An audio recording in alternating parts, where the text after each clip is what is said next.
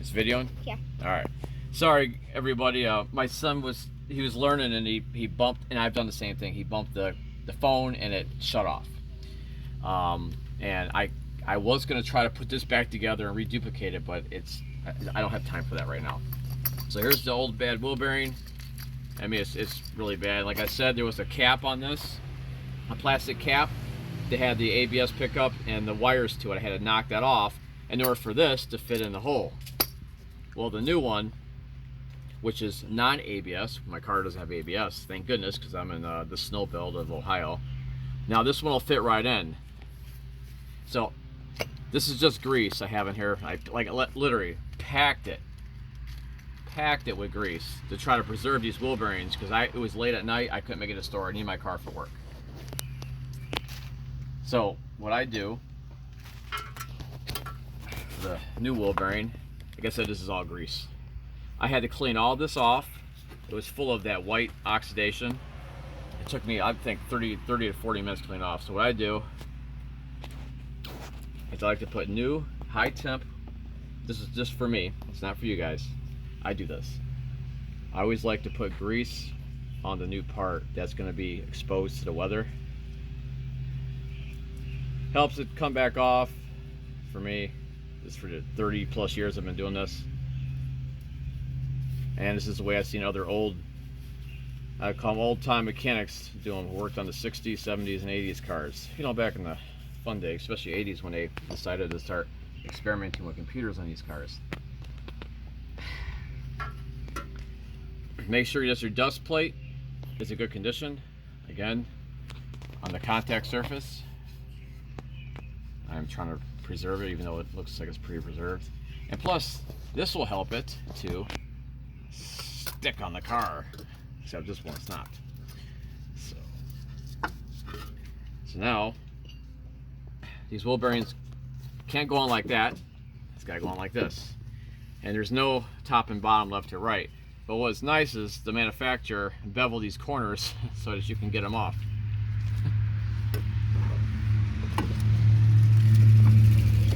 Now you line this up,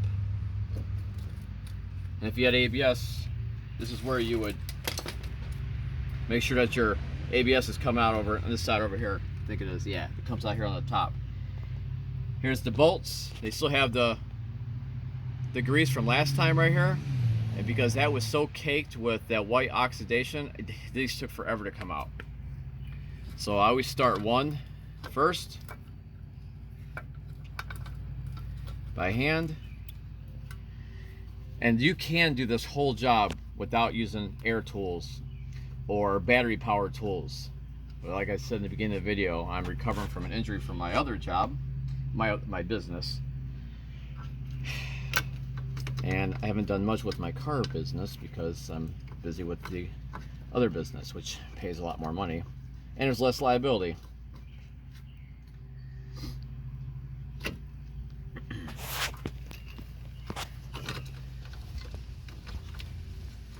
And I always clean these bolts up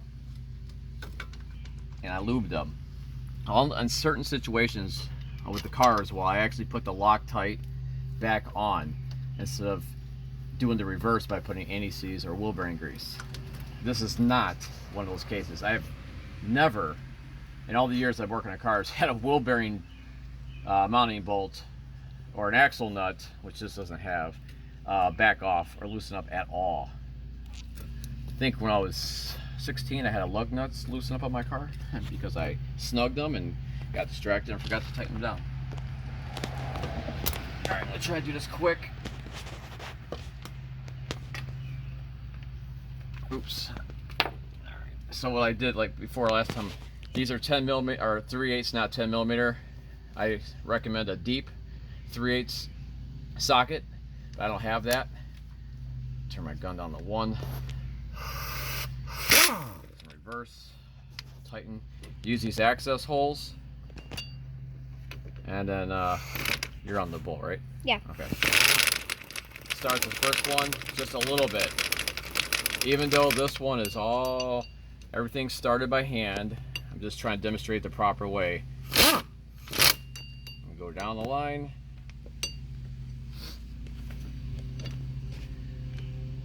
Make sure it's on there.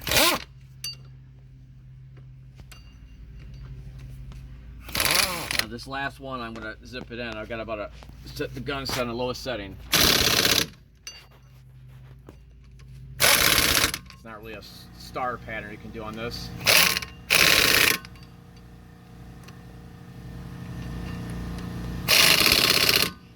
I'm gonna set my gun up, and I'm just gonna tap these.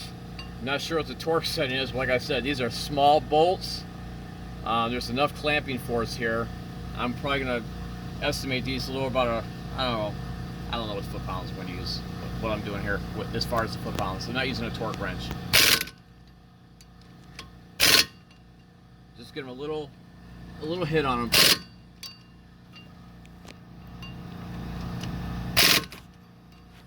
Double check my first one. Good. So what I normally would do with these, if I had a wrench, say this is a wrench on there, I'd go all the way around, all four of them, keep going until they all feel pretty good, and then try to give a little snug them up a little bit. So if anyone wants to look up what the torque settings on the wheel bearing mounting bolts are on the rear for a 2007 Pontiac Grand Prix, go on and leave that spec in the comment section. And all the other mistakes I'm making.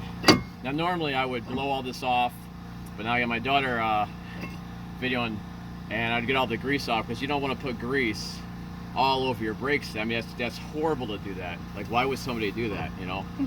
And then I mean, yeah, it would help preserve them, right? Isn't that what you're supposed to do? It's supposed to help preserve them, right?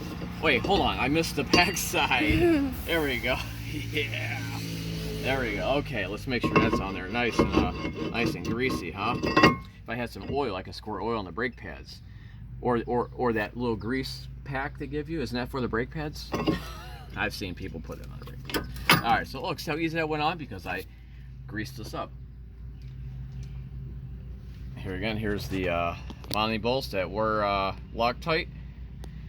They have plenty of grease on from last time. I always start them by hand. Righty tighty, lefty loosey on this. These are 13 millimeters.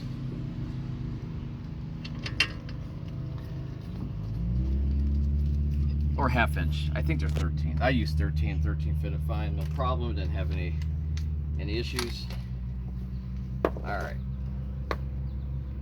The only issue I'm having now is finding this. Now I'm going to put these brake caliper back on.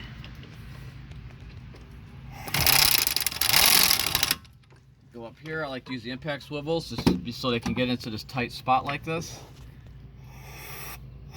And I like to kind of guide it with my hand. Go slow, because this can pop. And then I hit it and come down here, hit this last one.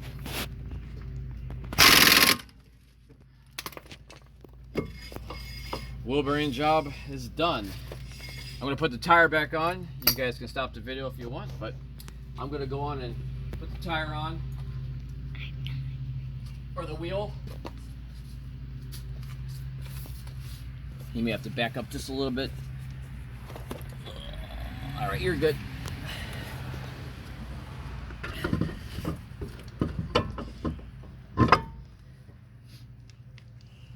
And those lug nuts are, I like to lube the wheel studs.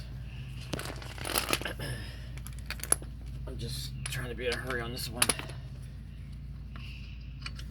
Yeah, it sucks that the first part of the video accidentally shut off. Now I have to upload this. Eats up so much memory to splice the two videos together. Unless I upload as part 1 and part 2 on the removal on the one and install on the other. Ah, yeah, I could do that. That's a good idea. I'm glad you guys thought of that.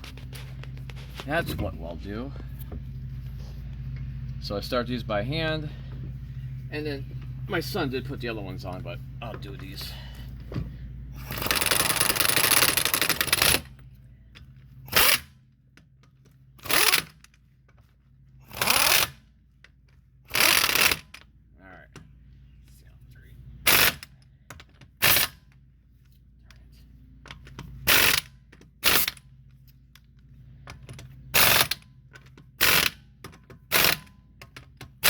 oh my gosh, he didn't use torque settings and he had the gun set all the way to the max. Unsubscribe, report, unfollow, negative comments. So that's the rear wheel bearing. And I haven't left the grease on the rotor. Look at that. Now you know when I shut the video off, I'm gonna come in here and start spraying all this down my brake cleaner, right? Okay. All right. Okay, you could cut the video.